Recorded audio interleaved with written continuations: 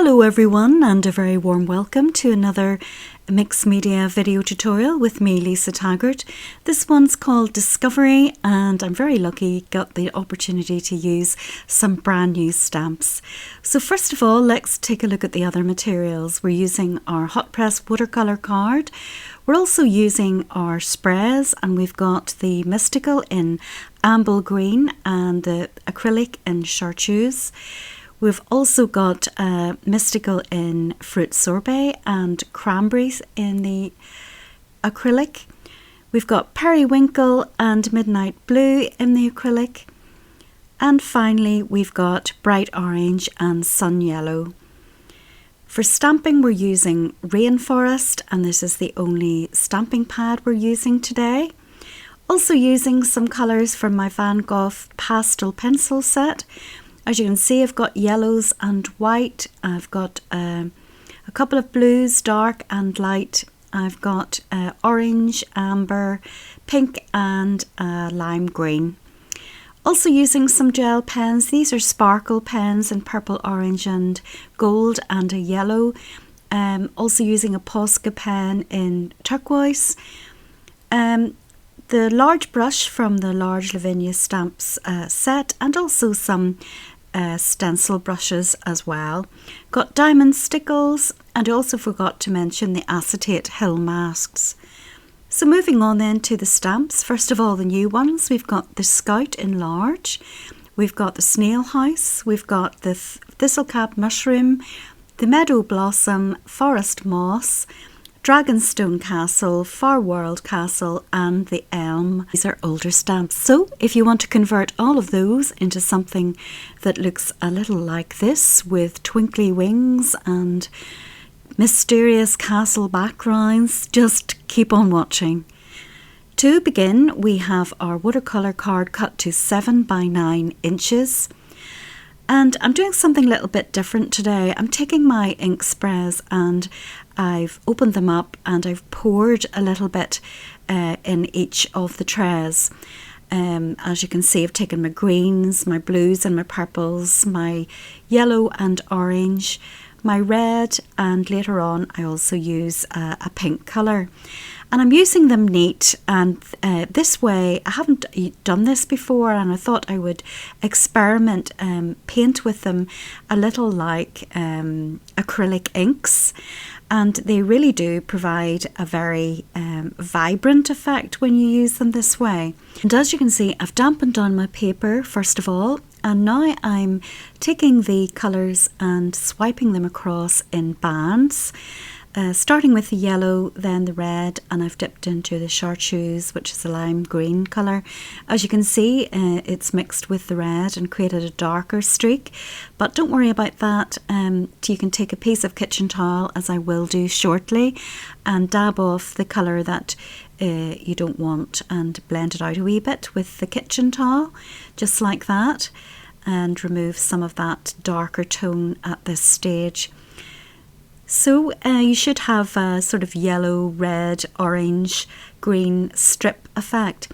Now, I decided to take my stencil brush and lightly stencil the orange. And the idea here is to keep the central part of the top of the sky, the yellow band, bright, and then sweep diagonally the orange to meet it in the centre.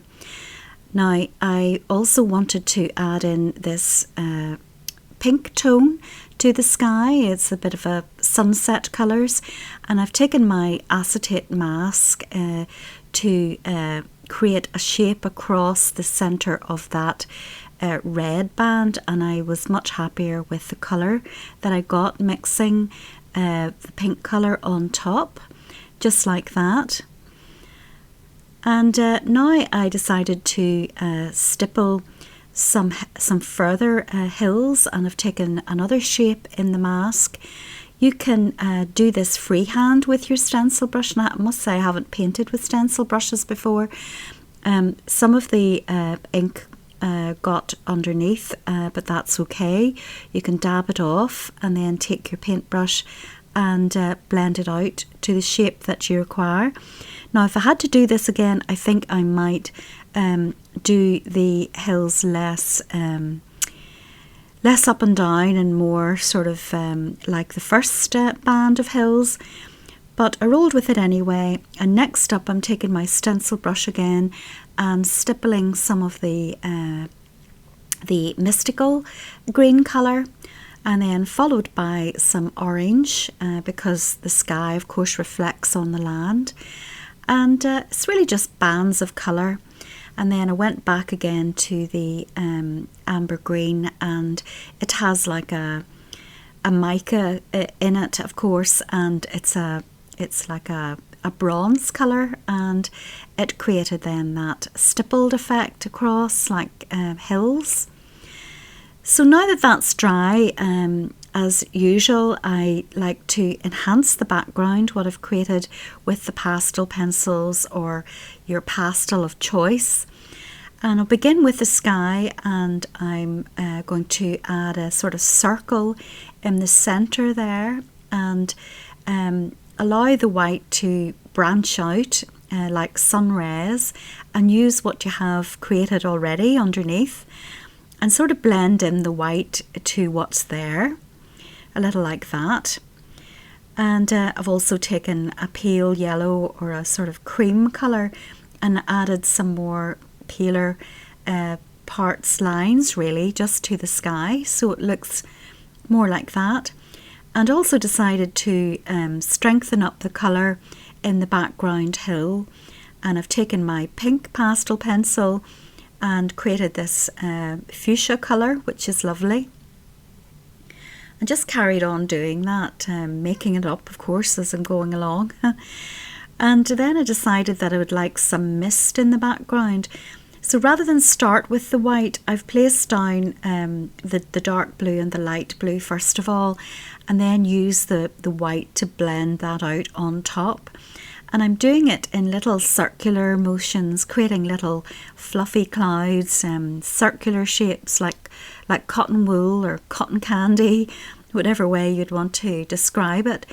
And I'm just carrying on with that the whole way across, all the while blending it out with my finger. Now, in terms of the foreground mountains, I wasn't happy with the colour that they dried, so I've got my second chance with my pastel pencils, and I'm placing down some of the dark blue, and I'm mixing that with the white pencil, so to create a more sort of blue mountain. I had hoped when I first painted them they would be a little more blue than they turned out, so not to worry, you can always change it as I am doing now. And also creating some mist this time, I'm making that more of a blue mist, and I'm blending it again with my finger into the mountains so that they look a little bit like that. Next up then, I'm going to take the other colours that I've taken out, and this is the orange, like a pale orange, and I thought I would extend that down and then blend it out with some yellow. And this is not obligatory, it's just where you think you'd like some extra light patches in the ground, depending on how your painted version has turned out, lightening up some of that foreground bush or hill, whatever it looks like in your mind. So adding some yellow to bring in some sunshine, and also adding some pale blue mist as well, and blending that all together so it looks a bit like that. Next, I'm taking my larger castle stamp, and I'm using the green, and I've stamped it off first of all because I want the stamping to be second generation and paler in the background. You can almost hardly see it, but I will fix it later on. Next up, we're taking the lovely snail house, and this time it's first generation stamping, again using the Rainforest Green ink, the Versafine Clair, and we can colour that and make it darker later on. And finally then, I'm taking the lovely new fairy stamp, and this is really beautiful, and I'm placing her on top. Now if you've any patches that didn't quite come out as I have there, just take a fine brush and use your ink pad to blend it out so that it looks a little bit like that. It's not black ink, it's dark green, but it's still dark enough. Now as you can see, I've completed the castle colouring in the background. I've also used the smaller castle at the front of it with the green ink as well, and then I've taken my pastel pencils, I've put the lighter shade to the left hand side, the orange in the centre, and then the dark blue at the side on the right. I've also taken my gold sparkle pen and added that into all of the windows, and as you can see I've only stamped the top half of the castles and let the rest fade into the mist.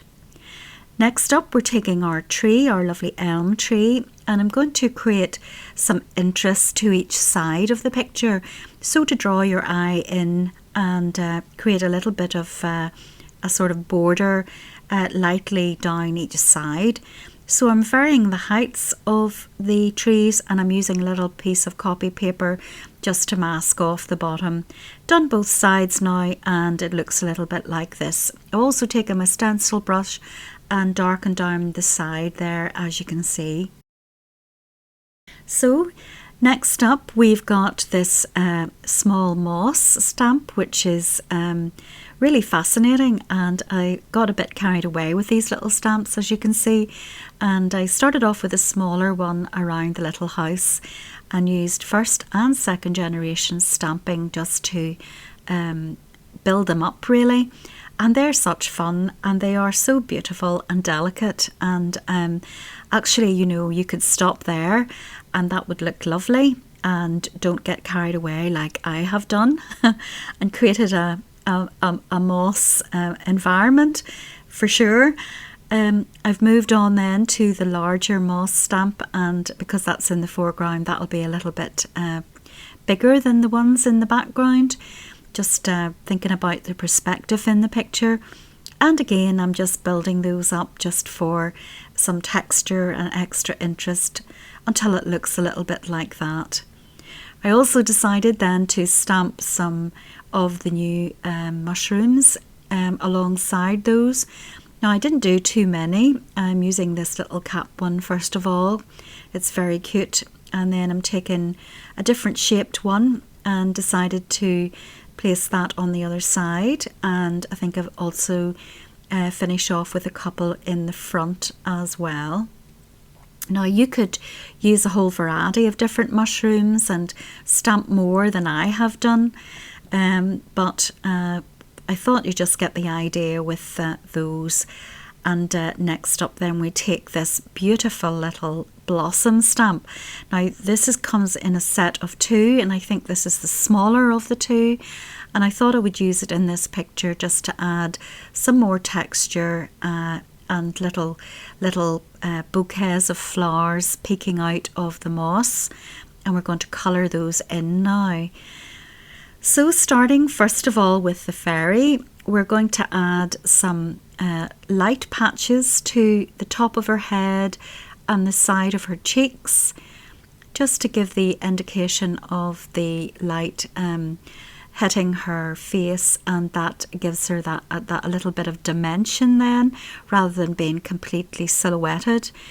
Also adding some to the shoulders and down the front of her belly and chest, adding some to the top of the hand and also the front of the legs, etc. Just wherever you think the light would touch the certain areas of the body.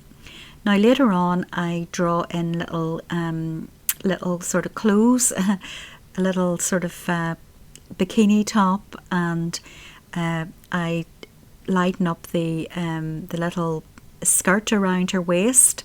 But that'll do for now, and it gives a little bit of dimension. And I've now moved on to the snail house, which is so cute. And all I'm doing now is adding the lights, the basic lights and darks, so that you get the shape of it. And I'm playing around now with a lighter tone towards the top, where again the sunshine might hit the raised areas. and trying to bring it out a little more 3D. And also all the while thinking that I want to balance the colours in the picture, and usually when you have objects in the picture you can colour them in to balance what's also in the background. So I've picked up my pink and popping a little bit in, reflecting the colours of the sky, and going back and forward with my dark pastel pink pencil. I think that might be the dark navy or the black. Also then decided to pop some pale blue on top of the mushrooms and have them more sort of a pale colour rather than the traditional red and white. So you can colour them in whatever colour you choose, and that's the beauty of it. Also started to fill in some of the little blossoms in pink, again to colour coordinate with the rest of the colours in the sky, and I'll carry on doing that later on. Taking my Posca pen and dotting in a few dots. This is one of my favourite colours in the Posca pen, and of course the beauty of these pens is the opacity, and it goes over the top. You could of course use your clean markers, your Zig clean colour markers, to colour all these things in, and that would work beautifully as well. Now, I added some extra things which I'll talk you through. These are my sparkle pens in orange and gold, and as you can see, I put little dots in her little frilly sort of dress and made that more apparent to bring it out more. Also added some gold and some orange around and about to the flowers, and also the little snail house to make it a bit more sparkly. Now you could use your Posca sparkle pens if you don't have the Signo ones. I'm also now taking the dark blue pastel pencil and deciding to add some shadows, particularly I thought with the sky in the background, the sun.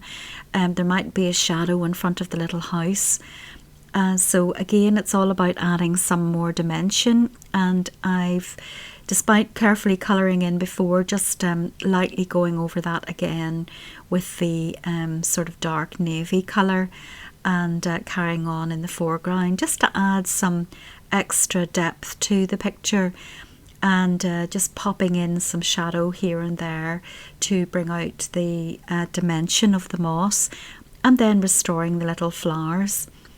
And then of course it wouldn't be a picture from me without little yellow dots to indicate some background flowers, and putting these little dots in make me so happy. And it's very therapeutic, just adding little dots and dashes of different colours. And there you have it. I also added a little bra or bikini top. I thought that would be nice just to give her an outfit. And I'm taking finally my diamond stickles, and you can use any stickles of choice or glitter of choice. I think I was a bit heavy-handed with the wings and put rather a lot on this time, and they turned out extra twinkly, which is good. And really all I'm doing is using this little bottle of glitter a bit like sunlight, and adding twinkle and sparkle where I think the sun might be catching the light on top of the objects in the picture, dotting it about here and there just to enhance the background and give it some obligatory sparkle. So there you are, that's the project complete. I really hope you enjoyed it this week, and that it's given you some ideas for your own projects, which I look forward to seeing in due course. I'm always fascinated to see what people create, and love seeing all the different versions and everybody's own creative take on which stamps to use and the colour combinations. It's all wonderful, and so I look forward to that, and I really hope you enjoy using the new stamps. They really are lovely, and it's wonderful to have something new to play with. But of course, until next time, take very good care of yourselves, and above all, get creating, be brave, and enjoy the adventure.